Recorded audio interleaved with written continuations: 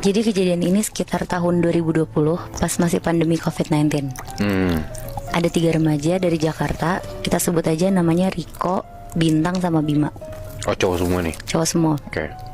Mereka itu umurnya sekitar 20-23 tahun. Nah, mereka mau pergi sehari aja, pulang pergi keluar kota, tapi gak mau jauh-jauh. Karena waktu itu lagi ribet juga kan, lagi pandemi, dan kalau bisa yang deket-deket aja. Karena ke Bandung kan juga udah bosen. Akhirnya Bintang nyaranin buat ke Anyer aja main di pantai. Mereka bertiga mutusin untuk ke salah satu pantai di Anyer yang sepi dan view-nya lumayan bagus untuk sunsetan atau nyantai di sana. Perjalanan ke sana sekitar 3 jam dari Jakarta. Nah, karena mereka nggak pernah ke situ, sekitar jam 3 sore di daerah Cikoneng, Google Maps tuh nunjukin untuk kayak masuk ke gerbang gede gitu. Tapi isinya kayak komplek tapi terbengkalai. Nah, karena gerbangnya juga nggak dikunci, akhirnya mereka bertiga masuk ke sana. Karena Bintang yang megang Google Maps, akhirnya Riko nanya, "Lo yakin Tang lewat sini buat ke pantainya?" Terus Bintang tuh yakin banget, dia bilang, "Ini dikit lagi sampai kalau lewat sini." Akhirnya mereka masuklah lewatin gerbang itu. Pas mereka masuk, ternyata itu tuh villa semua isinya, jadi bukan komplek perumahan. Akhirnya mereka terus ngikutin jalan sesuai mapsnya. Tapi Bima di situ bilang, "Kok perasaan gue nggak enak ya kita kesini? Nggak mau cari pantai yang lebih ramai aja." Tapi si Bintang tuh kekeh aja mau ke pantai ini karena alasan sepi dan katanya tuh bagus.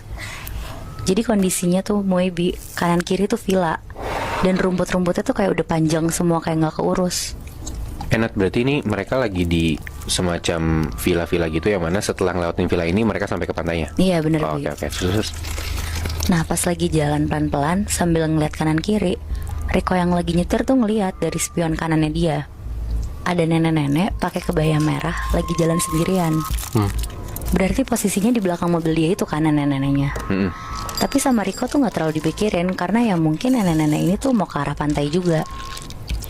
Nah, pas Riko lanjut jalan ke depan, terus dia mau belok ke kanan, otomatis dia lihat spion kanannya kan. Iya. Nah, pas dia lihat, nenek-nenek yang tadi jalan di belakang mobilnya itu tiba-tiba kelihatan di spionnya lagi duduk di belakang mobil luarnya. Jadi karena mobil Riko ini sedan, Moy, ada space kan kayak bagasi gitu. Nah, nenek-neneknya tuh duduk di situ sambil senyum-senyum lihat kanan kiri. Oh, Kebayang nggak? jadi di atas bagasinya sedan gitu? Iya. Wow. Nah, itu tuh Riko kaget banget sampai banting setir ke kiri. Tapi nenek-nenek itu bener-bener masih duduk nempel aja di atas bagasi mobilnya. Wow. Akhirnya Riko bilang ke Bintang sama Bima untuk lihat ke belakang mobilnya dia dan ngasih tahu kalau ada nenek-nenek yang duduk di belakang mobilnya. Bima sama Bintang di situ langsung ngeliat ke belakang dan bilang ke Riko, "Hah, gila lo ya? Mana ada anjir, nggak ada apa-apa. Lo jangan nakut-nakutin gitu dong kok." Terus Riko kaget karena mereka tuh nggak bisa lihat apa-apa kan. Akhirnya Bintang bilang, "Udahlah, jangan macem-macem, kita kan mau ke pantai, jangan yang aneh-aneh lah bahasnya." Nah, akhirnya sekitar jam 4 sore mereka udah sampai nih di pantai itu. Di dekat pantai itu tuh ternyata ramai, Moebi. Kayak ada warung-warung, ada tempat makan seafood juga. Tapi karena mereka datang pas lagi pandemi dan hari kerja, jadi kebetulan pengunjung tuh cuma mereka aja. Jadi penghuni di sana banyak tapi nggak ada pengunjung. Iya benar. Oke, terus. Akhirnya mereka cari spot lah di bawah pohon gede rindang biar adem. Si Riko bawa tikar, terus mereka pakai itu buat tidur-tiduran. Nah, Bintang sama Bima gak lama main air di pantainya. Riko tuh juga pengen ikut, tapi sorean lagi katanya, soalnya dia mau tidur-tiduran dulu, capek nyetir katanya. Pas dia lagi merem, kayak ada yang netes-netes gitu dari atas pohon kena bajunya Riko. Riko kaget, langsung kebangun, kirain hujan kan. Pas dia melek, Moebi, di atas pohon gede itu ada nenek-nenek yang tadi numpang di mobil Riko, lagi mangap, terus liurnya tuh netes ke bawah, ke bajunya Riko. Riko loncat, terus langsung lari ke Bima sama Bintang dan langsung bilang, "Sumpah, di atas pohon ada nenek-nenek, sumpah." Mereka berdua langsung nyamperin tempat Riko itu kan. Dan pas dilihat tuh gak ada siapa-siapa, Moebi, sama sekali. Mereka bener-bener cuma bilang ke Riko, "Lo mah cuma kecapean aja kali, jadi halu dari tadi." Terus Riko tuh bilang, "Lo lihat deh, ini baju gue tuh basah, bau lagi." Jadi bajunya Riko tuh kayak bau anyir kayak gitu loh. Dan emang bajunya Riko tuh kelihatan basah. Nah, habis itu dia langsung ganti baju dan pindah tempat duduk. Jadi udah gak duduk di situ lagi.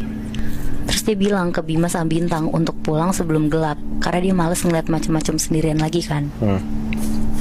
Karena dia udah ketakutan dan teman-temannya masih main air, akhirnya si Riko ini melipir duduk di warung yang ada di sana. Dia mikir mending dia di dekat warga lokal aja lah daripada dia sendirian kan nungguin temen-temennya. Nah kebetulan yang jaga warung ini tuh kakek-kakek dan ada cucunya anak kecil kayak masih sekitar umur 9 tahunan lah. Di situ Riko ditanya-tanya datang dari mana dan tahu pantai ini tuh dari mana. Terus pas udah ngobrol lumayan lama, akhirnya Riko cerita ke kakek ini. Dari tadi pas OTW sini tuh dia ditumpangin sama sosok nenek-nenek. Dan pas dia lagi tiduran di bawah pohon gede itu, nenek-neneknya tuh ada lagi di atas pohon. Pokoknya dia ngerasa diikutin terus sama nenek ini. Anak kecil si cucunya ini ngedengernya tuh ketawa-tawa ke kakeknya.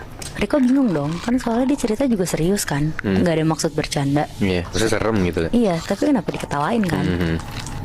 Nah karena dia diketawain kayak gitu, akhirnya si Riko tuh jadi males dan jadi diem aja bengong sambil ngeliat ke arah pantai.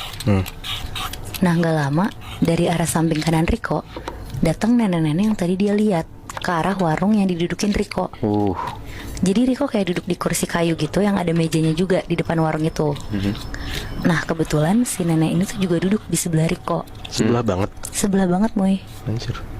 Tapi Riko tuh pura-pura gak lihat ke arah nenek itu dan ngelihat ke pantai aja sambil deg-degan. Riko tuh berusaha ngelihat pakai ekor matanya Riko loh Moebi ke arah nenek ini. Nah pas kelihatan si kakek warung ini tuh ngasih segelas kopi hitam. Kopinya tuh pekat banget ke si nenek ini. Riko tuh kaget kalau si kakek ini tuh ternyata bisa ngelihat kan nenek-nenek ini. Akhirnya Riko nengok ke arah mereka. Pas Riko nengok kanan, nenek, kakek sama anak kecil itu tuh ngeliatin Riko sambil senyum nyengir gitu loh. Anjing serem banget. Tapi tuh diem aja nggak gerak sama sekali. Anjir. Di situ Riko lari kenceng banget sampai jatuh-jatuh ke pasir dan nyamperin orang yang ada di tempat makan seafood.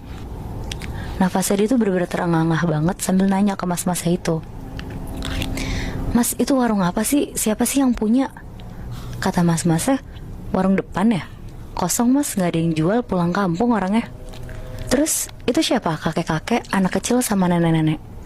Nah mas-mas seafood itu kaget terus bilang, wah itu mah emang sering berkeliaran di sini mas.